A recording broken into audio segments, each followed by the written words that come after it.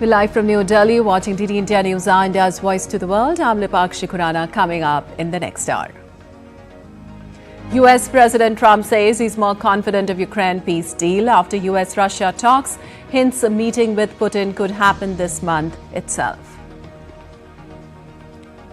Despite Russia's unacceptance for NATO forces in Ukraine, Trump says the US would not oppose Europe sending peacekeepers to Ukraine.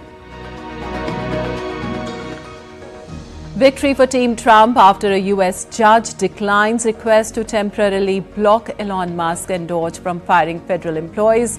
Trump fires all Biden-era US attorneys. Pakistan to take on New Zealand in Karachi as it hosts a major ICC cricket tournament in 3 decades as Champions Trophy 2025 kicks off today.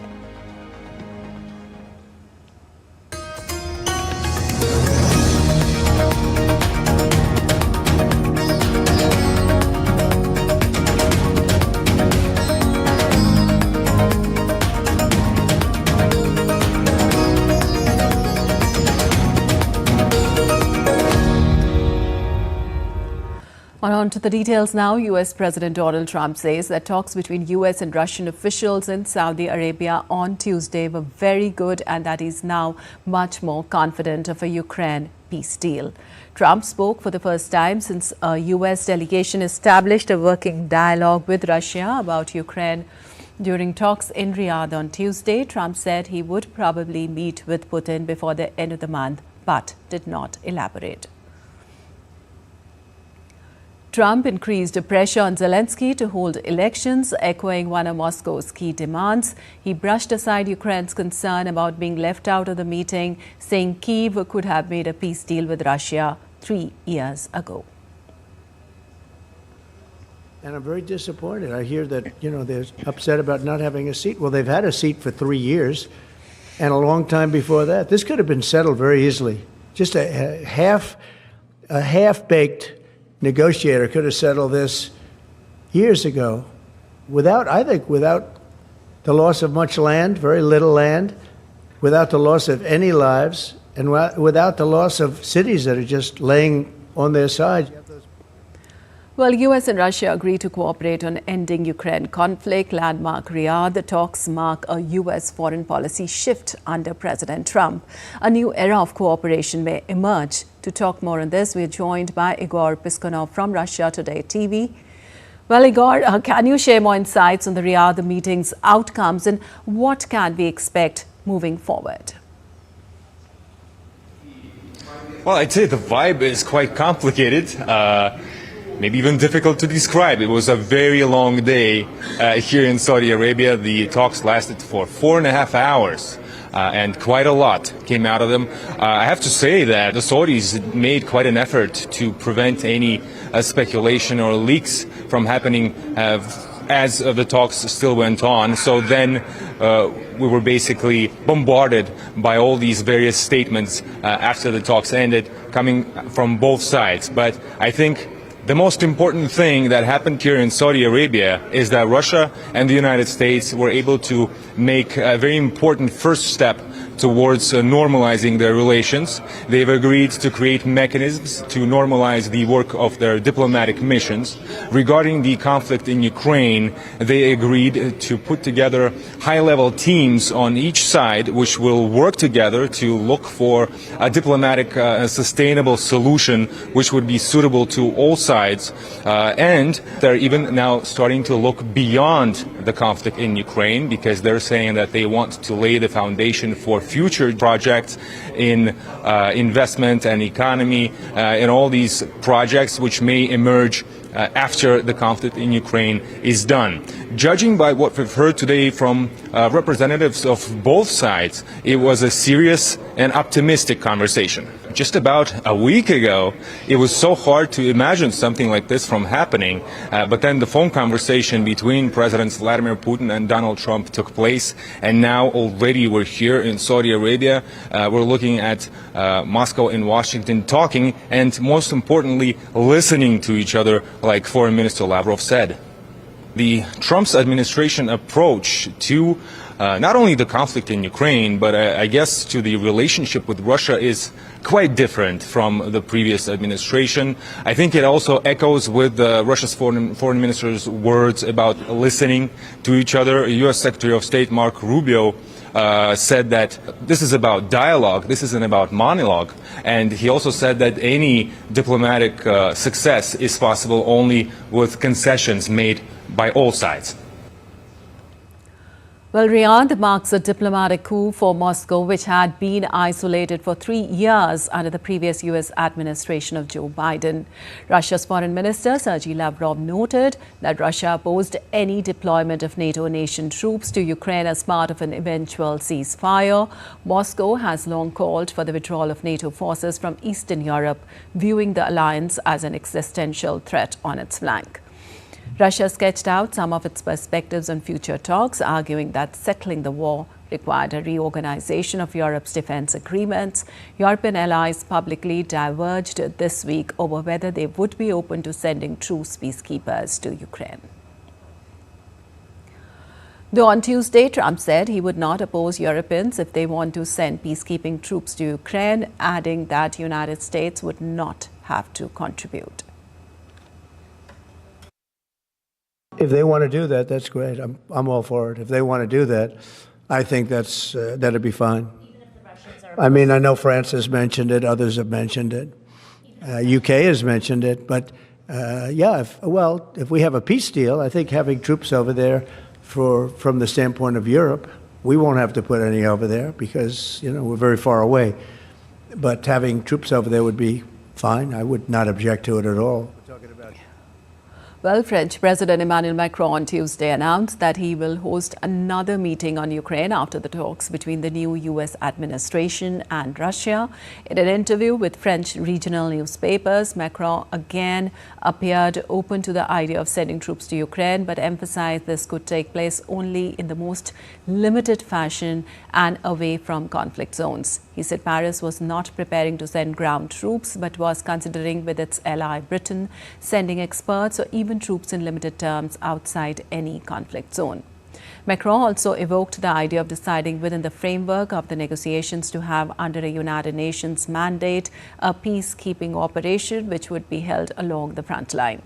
He said the new talks would take place on Wednesday with several European and non-European states. His wide-ranging comments came after U.S. President Trump stunned Europe by upending U.S. policy with a resumption of diplomacy with the Kremlin aimed at agreeing an end to the conflict.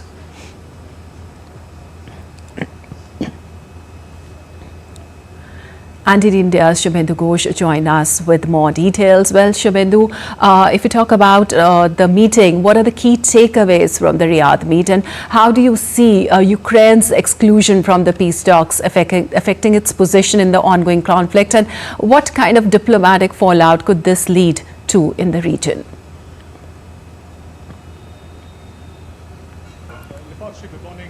The Riyadh talks, if we look at the key takeaways, three important takeaways in the Riyadh talks. First, a certain opening of communication channels between the United States and Russia, something which had completely shut down since the beginning of the Ukraine conflict. Second, the staffing of the embassies respectively in Washington DC and Moscow. And third, perhaps most importantly, and something that makes the entire dialogue dramatic, is the plan for Ukraine peace. Now, Ukraine peace negotiation between two powers, Russia and United States, without any seat for either Europe or, more importantly, Ukraine at the negotiating table. And that is what appears to have clearly irked Ukraine and President Zelensky.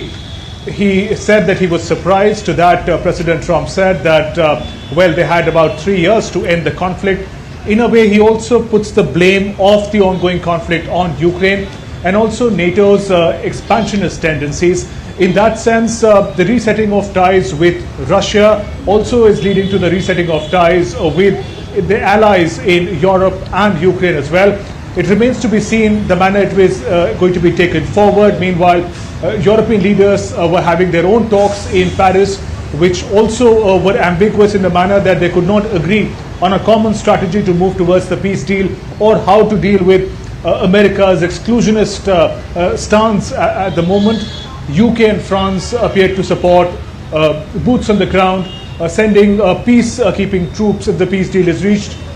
Germany and Italy thought it's not a good idea. So we see a divided Europe, we see an isolated Ukraine, and we see US and Russia talking and listening to one another once again. All right. Shubhendu, also given the complexities of the NATO membership issue and of course Russia's objections on it, what potential impact do you think a meeting between Trump and Putin could have on the future of the Eastern Europe and the stability of the broader European security framework in the broader terms?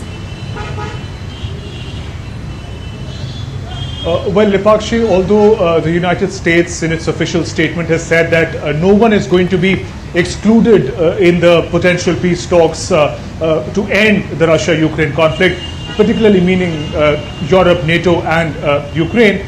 However, in realpolitik terms, given that there is a clear thaw, at least an attempt to have a thaw between the relations between the US and Russia, there is a certain weakening of the NATO that we can foresee.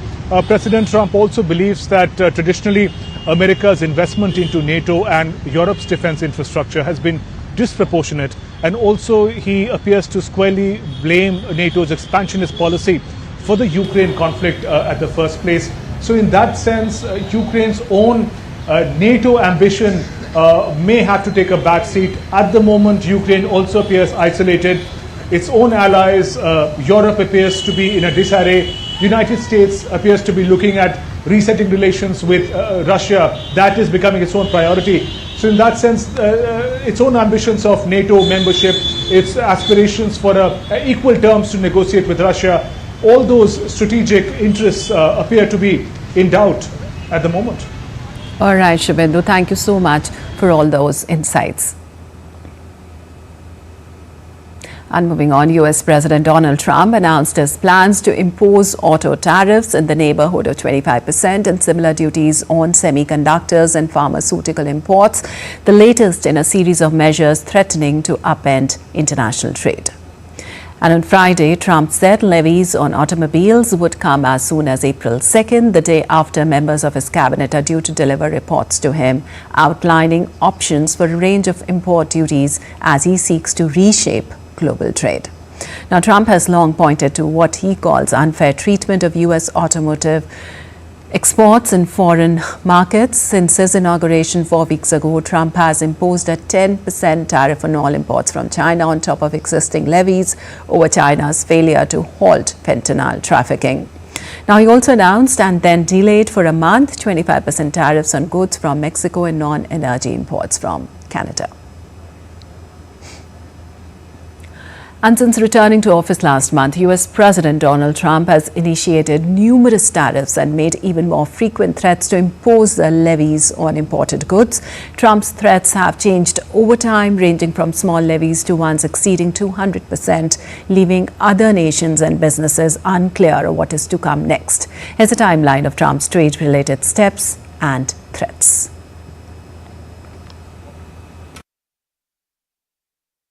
Trump approved a global safeguards tariff on $8.5 billion imports of solar panels and $1.8 billion of washing machines on January 2018. In March 2018, Trump announced forthcoming tariffs on all trading partners of 25% on steel and 10% on aluminium. Trump also issued formal steel and aluminium tariff in March 2018 proclamations effective data, but exempts Canada and Mexico. March 28, 2018, Korea agrees to reduce steel exports to the United States in return for a permanent exemption from the steel tariff. Well, in response, the European Union had announced its planned retaliatory response if it were to be hit with tariffs. China imposed retaliatory tariffs in April 2018 on aluminium waste and scrap, pork, fruits and nuts and other US products. Now, in June, the United States moved forward with 25% tariffs on steel and 10% on aluminium for the European Union, Canada and Mexico, while in July, Canada imposed tariffs on US products. Also, Trump in August announced he will increase the steel tariff rate imposed on Turkey from 25% to 50% in response. The United States in May 2019 agreed to remove steel and aluminium tariffs on Canada and Mexico. Trump announced the return of 10% tariffs in August 2020 on primary aluminium products from Canada. U.S. resumed a tariff-free treatment of non-alloyed, unwrought aluminium from Canada, retroactive in September. Trump signed proclamations in February 2025 to close existing loopholes and exemptions to restore a true 25% tariff on steel and elevate the tariff to 25% on aluminium. Trump also implemented a 25% additional tariff on imports from Canada and Mexico and a 10% additional tariff on imports from China. Trump said he will introduce 25% tariffs on autos, pharmaceuticals and chips. March 12th is the start date for 25% tariff on all imported steel and aluminium. Trump also suggested that auto tariffs could take effect as early as 2nd of April.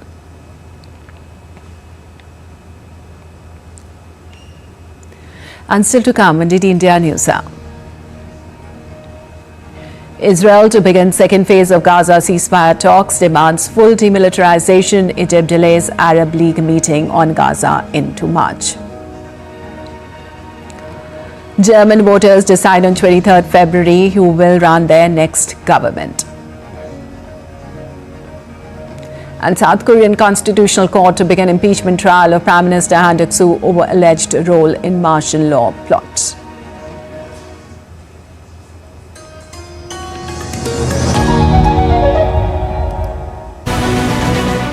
This week on Defence Dynamics, India navigates high-stakes global defence deals. Modi's France visit unlocks strategic technology, so what is it for India's fighter jets? Trump offers F-35 stealth fighters. Are they the game changer or geopolitical dilemma? The world leaders debate AI weapons. Can the regulations keep the lethal innovation in check? And India's Raksha Kavach, how it fortifies national security against modern threats. Catch it all this Wednesday at 8 p.m. IST only on DD India.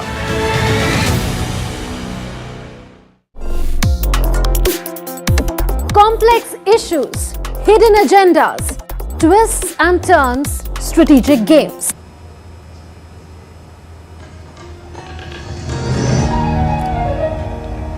Welcome back. You're watching DD India News. I'm Lepakshi Khurana. And moving on, Donald Trump's administration scored a victory when a judge ruled in its favor in a challenge by Democratic attorneys general from a group of states to the authority of the Republican president's chief government cost cutter, Elon Musk.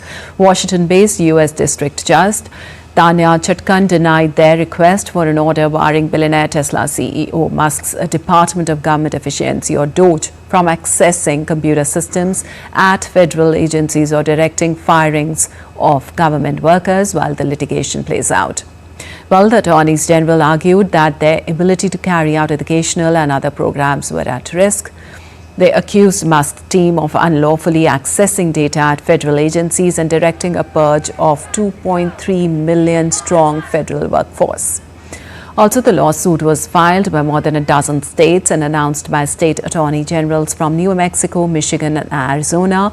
DOGE was formed by Trump. It has swept through federal agencies, slashing thousands of jobs and dismantling various programs since Trump returned to office last month and put Musk in charge of rooting out what they see as wasteful spending as part of the president's dramatic overhaul of the government.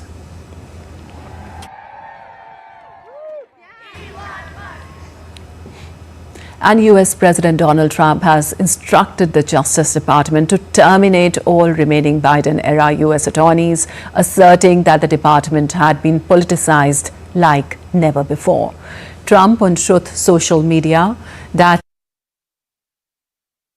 we must clean house immediately and restore confidence. America's golden age must have a fair justice system that begins today. Last week, the White House sent termination notices to several U.S. attorneys around the country who had been appointed by Democratic former President Joe Biden. On Monday, several U.S. attorneys appointed by Biden announced they were stepping down. Others left the government last week.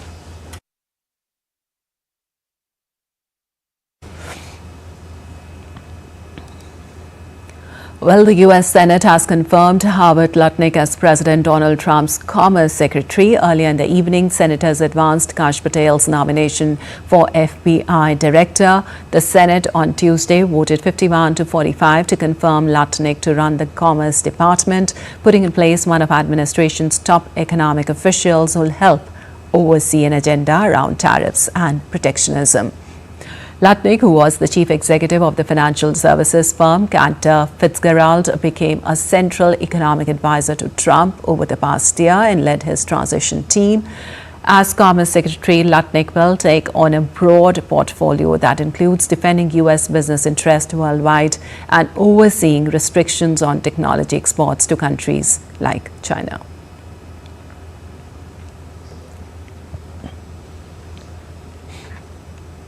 And updates on West Asia conflict now. Israel has said that it will begin negotiations on the second phase of the Gaza ceasefire deal, but made it clear that Gaza will have to be completely demilitarized. On the other hand, Egypt postponed the Arab League meeting on Gaza to March 4th, which was initially planned for next week. Meanwhile, Israeli Prime Minister Benjamin Netanyahu's office on Tuesday confirmed that Hamas will hand over 4 hostage bodies on Thursday and release 6 hostages over the weekend. DD India's Rabak Marcha has more. As the uncertainty looms large over the future of Gaza, Israeli Foreign Minister Gideon Sa'ar said on Tuesday that Israel will begin negotiations on the second phase of the Gaza ceasefire deal. He demanded complete demilitarization of the area and said Israel is also committed to its goal to ensure the release of all hostages and meeting other objectives of the war. Sa'ar made it clear that Israel would not support any plan that would see civilian control of Gaza transferred from Hamas to the Palestinian Authority.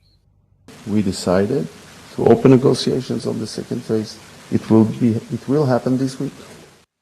We demand complete demilitarization of Gaza.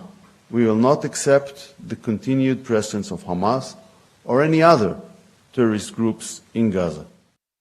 Negotiations for the second phase of the deal were supposed to have started before the first phase ends on March 2nd, but Qatar said the talks have not officially started yet. Former Director General of Israel's Foreign Ministry, Alon Liel, said the Arab world and the rest of the international community are yet to present an alternative to the Israeli-backed US plan for Gaza. He said a plan from Arab leaders must clearly outline the roles of Palestinian and Arab countries as well as the rest of the world in the rebuilding and running of Gaza. Egypt announced on Tuesday that it has postponed an extraordinary Arab League meeting on Gaza on March 4th, which was initially planned for next week. The meeting has been called in response to US President Donald Trump's proposal to take over the war-battered Gaza Strip and displace its Palestinian inhabitants. Jordan's King Abdullah II reiterated his country's steadfast position against the displacement of Palestinians. Unfortunately, what they don't understand or they can't understand. Let me reiterate our firm position: no to displacement in Gaza and the West Bank, and the reconstruction of Gaza without displacement. I stress the importance of working to reduce the escalation in the West Bank, and that a just and comprehensive peace based on the two-state solution is the only way to achieve stability in the region. Meanwhile, Israeli Prime Minister Benjamin Netanyahu's office confirmed that a deal with Hamas was reached in Cairo on Tuesday. Accordingly, Hamas will hand over 4 hostage bodies on Thursday and release 6 Israeli hostages over the weekend. Raghav Kumar Jha for DD India. Well, South Korean Constitutional Court will hold the first formal hearing of Prime Minister Han Duck-soo's impeachment trial on Wednesday. PM Han took over the role of acting president after President Yoon was impeached by Parliament following his failed attempt to impose martial law on the 3rd of December. Han was impeached by the Opposition-controlled Assembly on December 27th after refusing to appoint additional justices to the Constitutional Court ahead of its review of President Yoon Suk-yeol's impeachment over his December 3rd declaration of martial law. Well, the impeachment motion against Han also accused him of plotting or abetting an insurrection through the short-lived imposition of martial law. The court is expected to focus solely on whether the former Prime Minister violated the constitution by aiding Yoon in his alleged insurrection attempt without examining potential criminal law violations. And the International Atomic Energy Agency Chief Rafael Grossi will visit Japan's Fukushima Daiichi plant on Wednesday. The UN nuclear watchdog chief, who arrived in Japan on Tuesday, will visit storage facilities for vast quantities of soil contaminated in the 2011 Fukushima disaster for the first time. He'll also be shown some of the 13 million cubic meters of soil and 300,000 cubic meters of ash from incinerated organic material. Japan plans to recycle roughly 75% of the removed soil, the portion found to have low radioactivity levels. If this material is confirmed safe, the government wants to use it for building embankments for roads and railways, among other projects. Well, the remaining soil will be disposed of outside Fukushima region ahead of the 2045 deadline. The UN nuclear watchdog is monitoring the decades-long process to decommission the Fukushima Daiichi plant, which went into meltdown after being hit by a tsunami in the worst nuclear disaster since Chernobyl.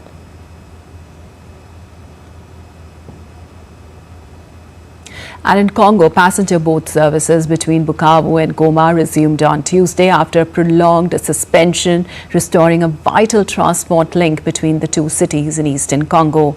The resumption comes after M23 rebels, who have seized large areas of territory in recent months, including the provincial capital Goma in January, entered Bukavu's city centre on Sunday and authorized boat departures to Goma.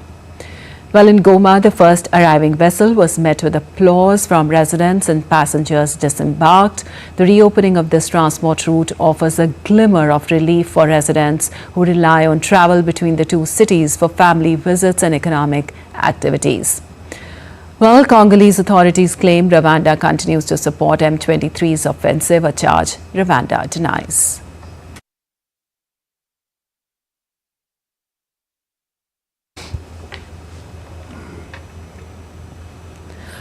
Well, German voters will choose their next government on 23rd of February, with key issues such as immigration control and reviving the EU's largest economy taking center stage in the snap election.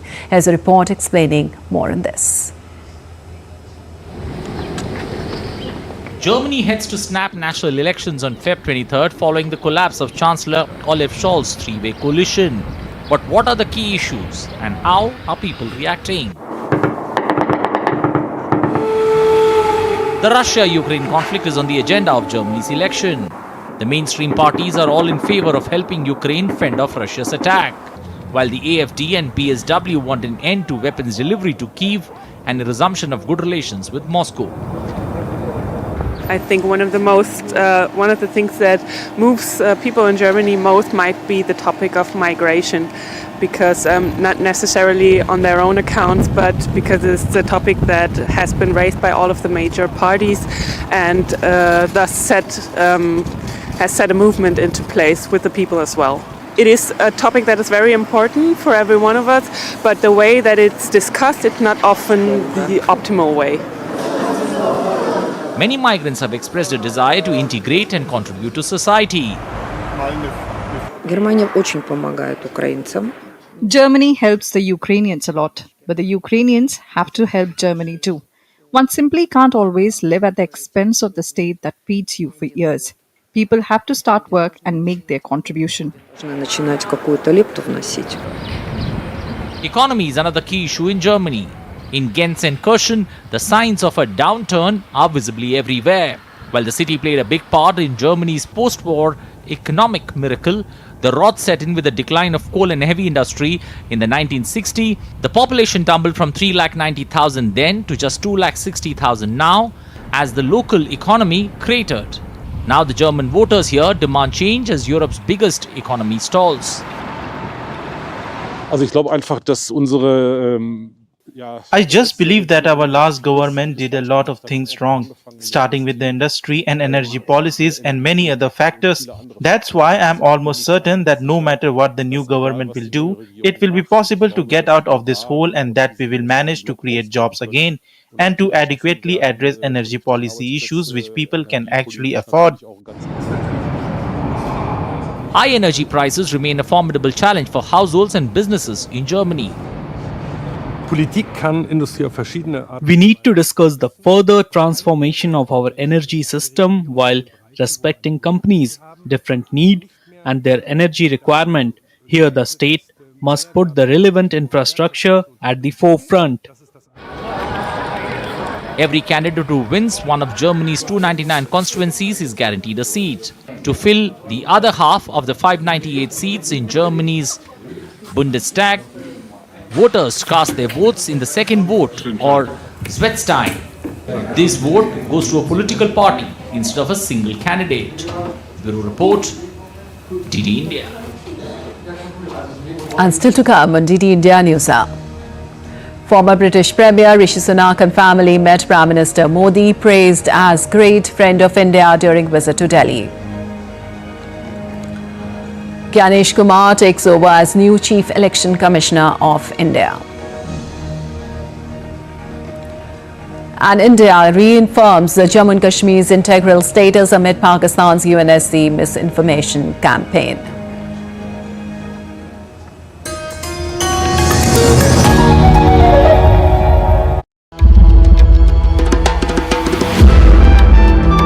Timeless, boundless, and infinite. The essence of faith, the soul of Sanatan culture, from the sacred confluence of Prayag, where divinity descends to earth. Witness the grandeur, the devotion, the magic, world's largest cultural and spiritual gathering, with over 450 million devotees expected to attend. Mahakumbh, India's greatest festival of faith. Exclusively on DD India.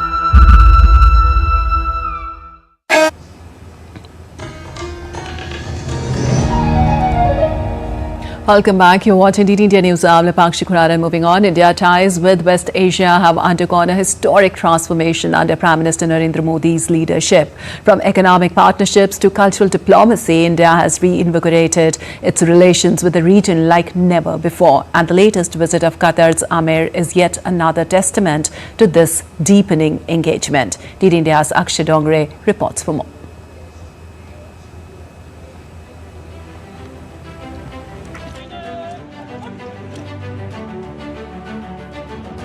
Prime Minister Narendra Modi breaking protocol to personally receive the Emir of Qatar as he touched down in Delhi for a state visit.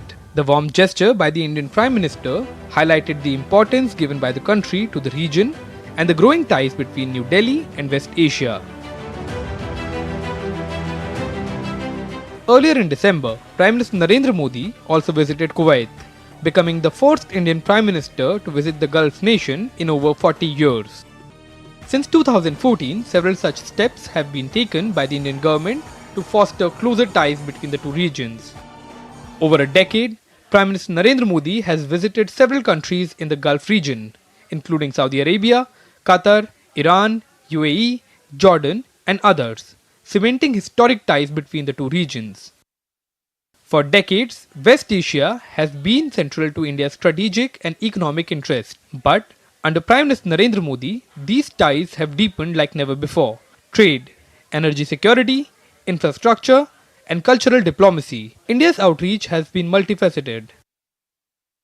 India's trade with Gulf region now stands at a staggering $160 to $180 billion annually, with over 9 million Indians living and working in these nations.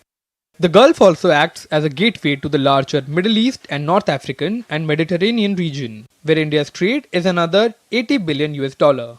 Prime Minister Modi has made great personal efforts for transforming India's relationship with all the countries of the Middle East region, and especially with the Gulf states, This has happened steadily ever since he became Prime Minister of India in 2014.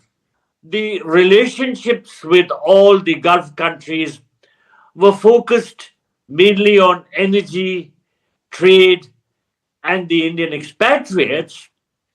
But now the relationship has evolved into a new framework encompassing political relations, investment, and defense and security cooperation.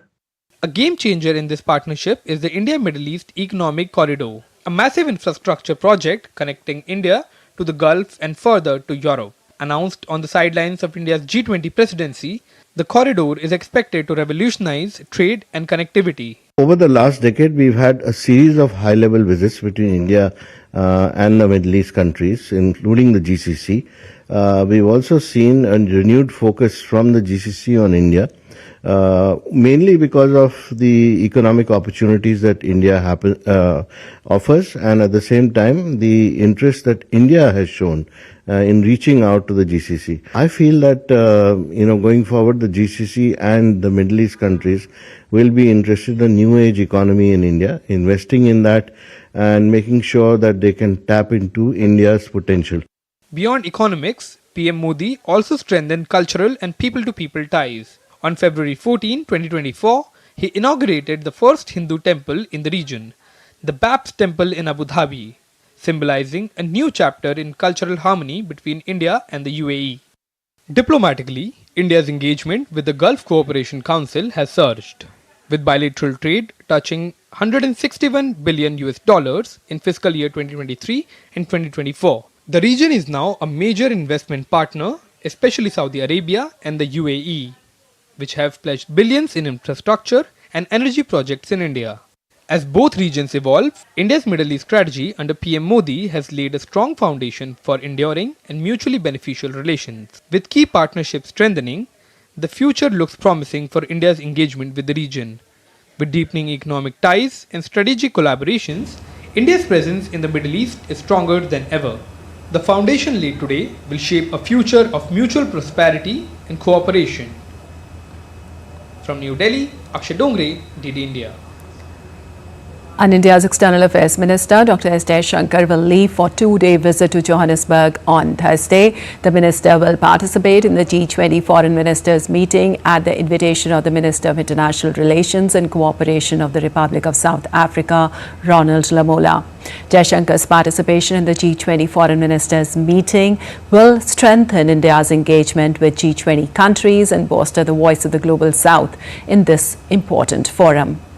Well, EAM is also expected to hold few bilateral meetings in the margins of the Foreign Ministers meeting.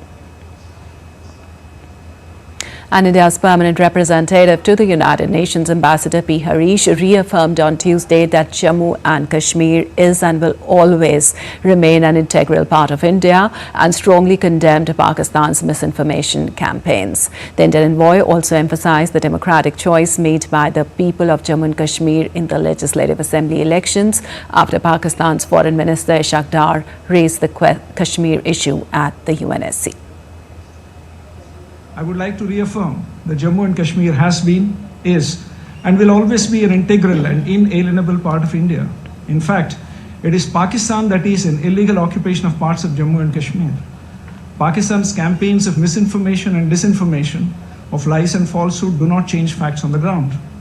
The people of Jammu and Kashmir have only last year taken part in a successful election and have voted in large numbers to choose their government. The choice of the people of Jammu and Kashmir was loud and clear. Democracy in Jammu and Kashmir is vibrant and strong, unlike in Pakistan. Well, former British Premier Rishi Sunak and his family on Tuesday called on Prime Minister Narendra Modi in the national capital. Prime Minister Narendra Modi praised Sunak as a great friend of India. Sharing pictures on social media platform X, Prime Minister said, and I quote, "It was a delight to meet former UK Prime Minister Rishi Sunak and his family. We had a wonderful conversation on many subjects. Sunak is a great friend of India and is passionate about even stronger India-UK ties," unquote. Well, Sunak was accompanied by his mother-in-law Sudha Murthy, an author, and Rajya Sabha MP and other family members. The former UK Prime Minister also met India's Finance Minister Nirmala Sitharaman, and the two discussed potential new avenues to strengthen market-based financial ties and drive economic growth. The Finance Minister stressed the importance of leveraging the Commonwealth to bring issues of mutual interest to the G7 agenda for the benefit of the Global South.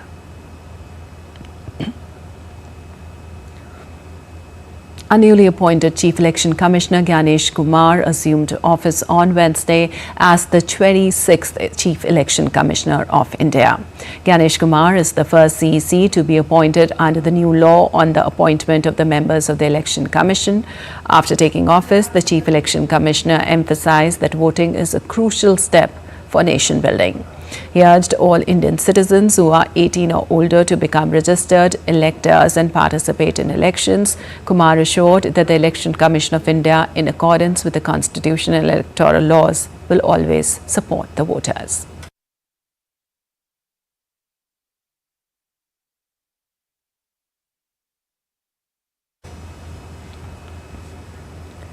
And India's Union Minister for Rural Development and Agriculture, Shivraj Singh Chauhan, inaugurated the 77th session of the Executive Committee of African-Asian Rural Development Organization in the national capital on Wednesday. Speaking on the occasion, the Agriculture Minister emphasized on need of collective efforts for rural development and implementing activities at organizational and technical level. अभी भी दुनिया का बहुत बड़ा हिस्सा गांव में बसता है।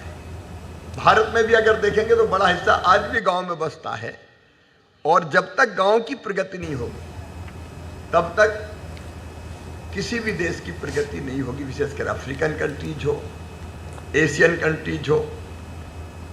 And in an attempt to accelerate the development of Naxal-affected areas in central state of Chhattisgarh, the state government has implemented Niyad Nelanar scheme to ensure that no village remains in darkness.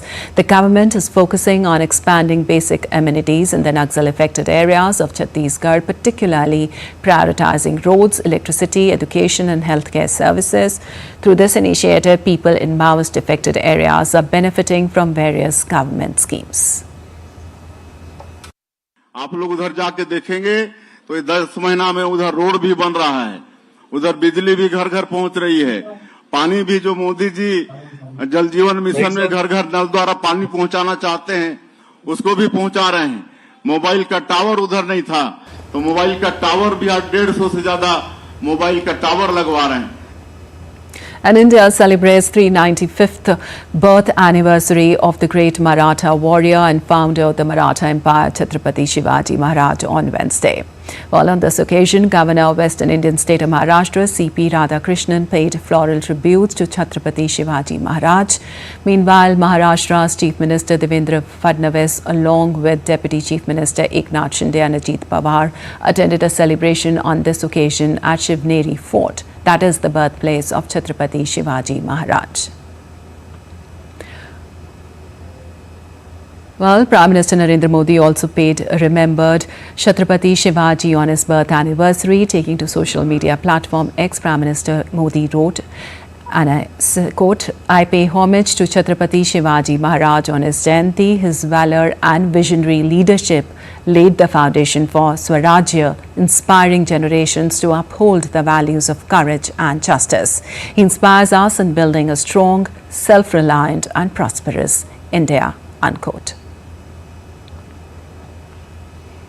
And still to come, indeed, India News Hour. Disappointing day for Indian hockey in FIH Pro League games in Bhubaneswar. And blue skies and bright sunshine will show you the glimpses of picturesque mountains in China.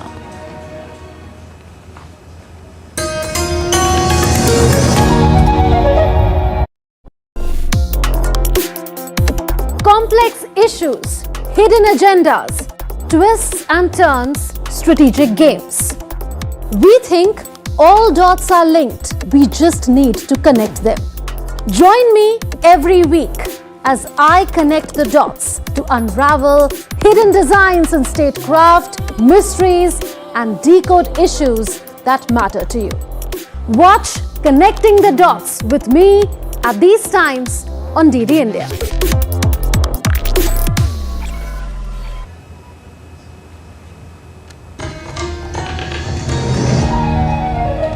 Welcome back. You're watching DD India News. I'm Lipakshi Khurana, and on to some sports news now.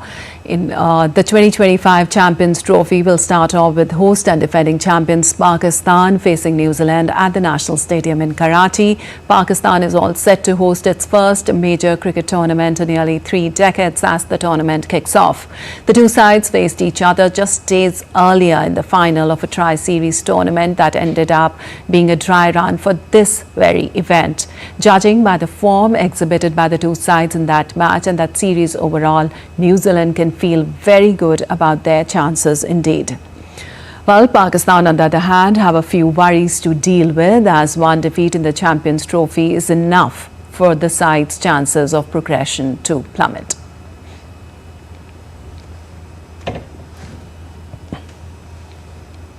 Well, the 9th edition will feature 8 of the best ODI teams competing for the title. Defending champions Pakistan will play host, while India's matches will be played in Dubai due to the hybrid model agreed upon by the ICC.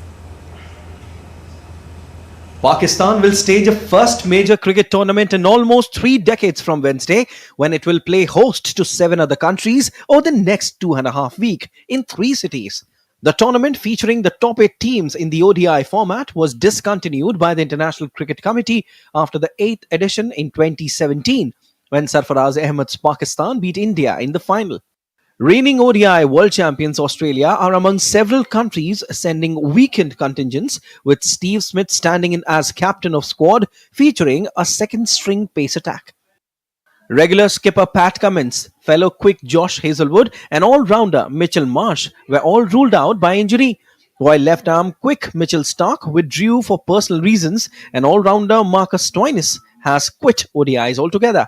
India will play all their matches in Dubai after it refused to travel to Pakistan for the event due to security concerns. The reigning T20 world champions have made the finals of last 3 ICC events, and Rohit Sharma's team signalled their fine form by winning 7 of 8 limited overs matches against England. Runners-up in 2023 ODI World Cup on home soil, India boasts one of the world's most destructive batting lineups, but will be without pace spearhead Jasprit Bumrah, who has been laid low by a back injury. However, seamer Mohammad Shami's impressive return to action is a big relief for Rohit.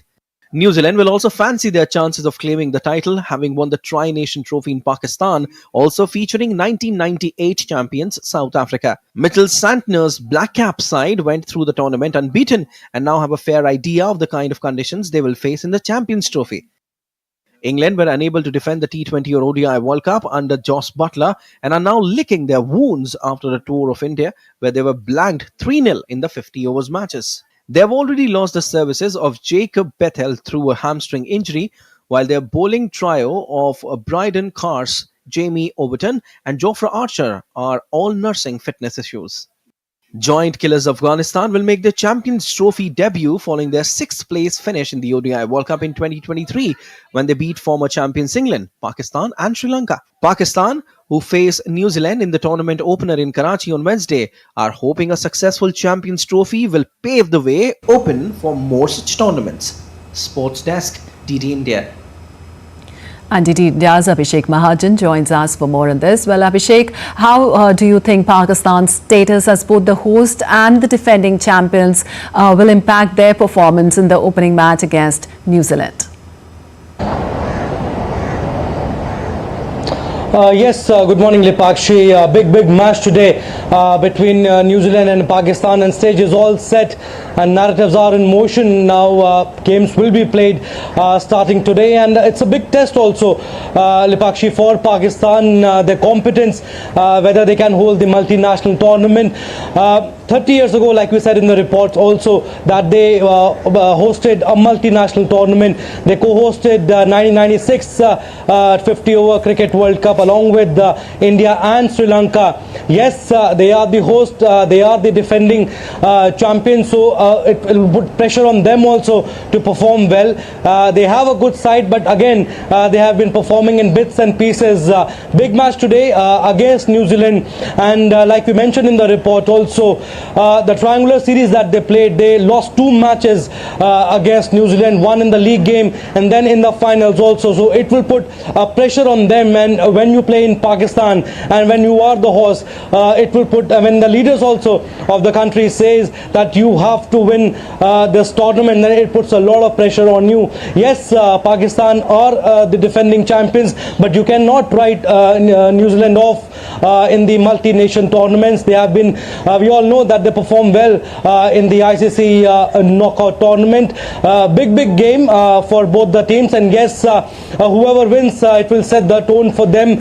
Cricket is all about the momentum, and whoever wins today, it will set the tone for them. And it's a very interesting group, Lipakshi. India is there, Bangladesh, Pakistan, and then New Zealand. So again, the format is such that two teams qualify from the group. They'll automatically qualify for the semi-finals. So India will play against Bangladesh in the first game tomorrow. But yes, New Zealand is starting against Pakistan today. Interesting indeed it is, Abhishek. Also, with India's matches being played in Dubai due to the hybrid model, can that affect their preparation and chances of winning the tournament, given the different conditions they'll be facing compared to other teams?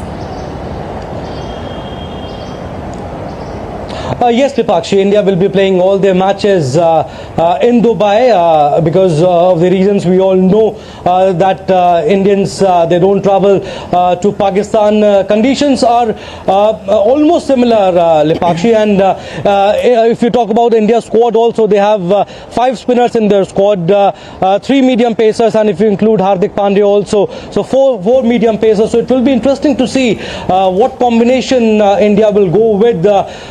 Akshar Patel and Ravindra Jadeja, they are quickish in the air, so they are certain to play in the first game at least against Bangladesh. Who will be the third spinner? Whether Kuldeep Yadav will be part of the playing 11 or Varun Chakravarti will be there. Remember, Washington Sundar is also the 5th spinner, but it looks like that Kuldeep Yadav will be the 3rd spinner. Mohammad Shami has come back into the team. He played against England, where India won 3-0 against them. He didn't look in good form. We all know how little Mohammad Shami can be if he performs to his best. But yes, he doesn't look in good form in 2023 World Cup. We all know he took more than 20 wickets in 7 games that he played. But yes, Jasprit Bumrah has created a gaping hole. It's a big void for Rohit Sharma. But yes, a lot of work has to be done by Harshdeep Singh. Harshit Rana is the 3rd medium pacer. So it will be interesting to see what combination India goes with. But yes, 5 batters, 5 bowlers and 1 wicket keeper. And who will be the first choice wicket keeper? As far as the indications are concerned, it looks like KL Rahul is the preferred choice ahead of Rishabh Pant. So KL Rahul is likely to play ahead of Rishabh Pant in the first game against Bangladesh tomorrow. And big spotlight on Virat Kohli and Rohit Sharma also. It's a different format altogether, and it's a preferred format also for both the legends, if I may say that, Virat Kohli and Rohit Sharma. And first game will be very important for both of them. Virat Kohli will bat at number 3 and Rohit Sharma will open the batting along with Shubman Gill. But yes, first game will set the tone. It's comparatively an easy game against Bangladesh. The bowling doesn't look that formidable. But yes, first game will set the tone for India against Bangladesh, and also for Virat Kohli and Rohit Sharma. All right, Abhishek, thank you so much for all those details. And moving on, it was a disappointing day for Indian hockey, with both the men and women dropping points in their respective FIH Pro League games in Bhubaneswar on Tuesday. In the women's match, Spain secured a 4-3 victory over India. Baljeet Kaur, Sakshi Rana and Rutuja Bissell scored for India, while Estelle Pechaim struck a brace for Spain, with Sofia Rogoski and captain Lucia Jimenez netting 1 goal each. Meanwhile, Indian men's team, playing without some of its main players, barely put up a fight in their 1-4 loss to Germany. India were less than impressive in their first competitive outing against Germany since the bilateral series in October. And clear blue skies and bright sunshine following recent snowfall turned mountains in eastern China into a veritable winter wonderland, becoming a focal point for the tourist. Take a look.